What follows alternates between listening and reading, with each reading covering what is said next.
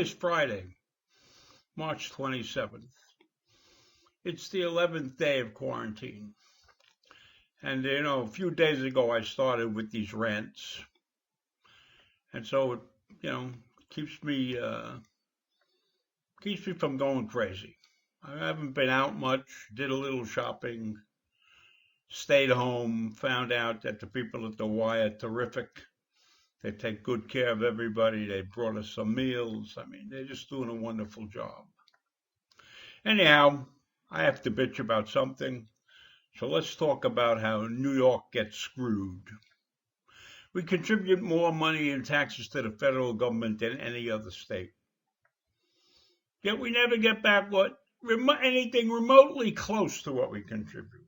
Maybe we griped a little in the past about this continuing inequity. We accepted it, I'm sure, grudgingly by some and not so much by the rest of us. But now, when we clearly need more assistance than most of the other states, this inequity, in my view, is beyond the pale, as they say. Don't ask me who says that. Here's what I think New Yorkers should do. Send our federal tax money to Albany.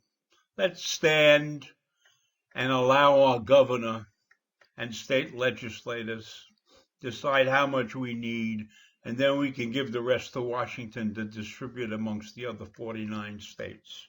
Here are the facts to back up my rant. New York State ranks last. That's number 50 in total balance of payments. We received only 90 cents on every dollar paid to Washington. New York paid $26.6 billion more in taxes to the federal government in the last fiscal year, 2018, than it got back in federal spending. That's $26 billion more than we gave them. We lost. Ranking it last. That ranked us last, according to a report released by the state controller, Thomas P. Napoli. For every dollar New York generates in tax receipts, it receives 90 cents in federal spending, compared to the national average of $1.21. These facts make the upcoming 2020 census critical. New Yorkers must do all they can to ensure a complete and accurate count of its residents in order to maximize our population count, which impacts our federal aid and representation in Congress. There are only 6 other states that are in the same position as New York, that give more money than they get back. And the majority of states that are getting our money are not states that think like we do. So I'm pissed. The thing on my agenda for this morning is the election, presidential election in 2020. The coronavirus has done one thing that probably many of us are happy about. It has pushed the presidential campaign way down the news platform.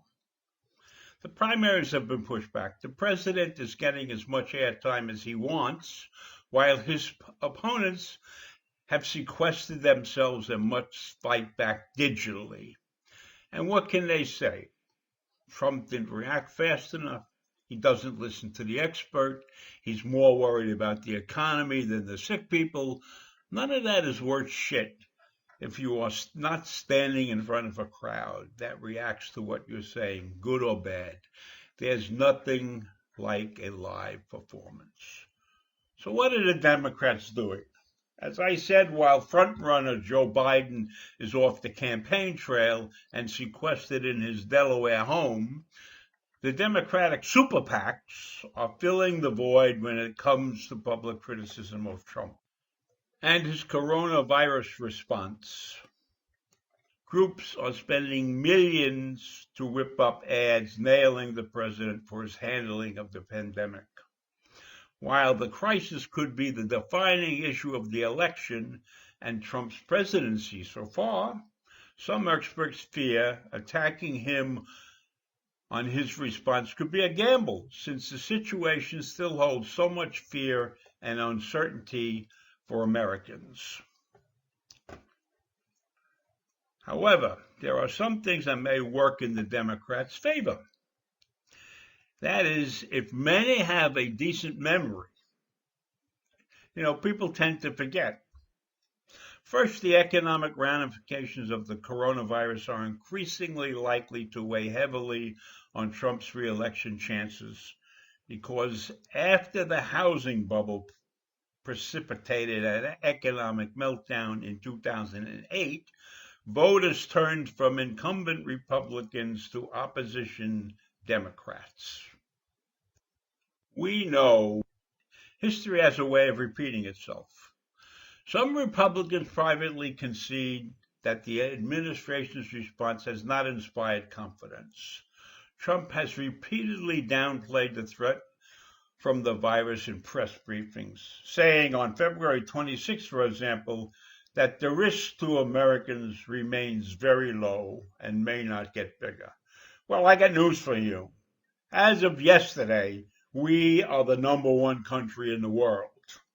More sick people and more deaths than anybody. And a lot of these countries had a big head start on us.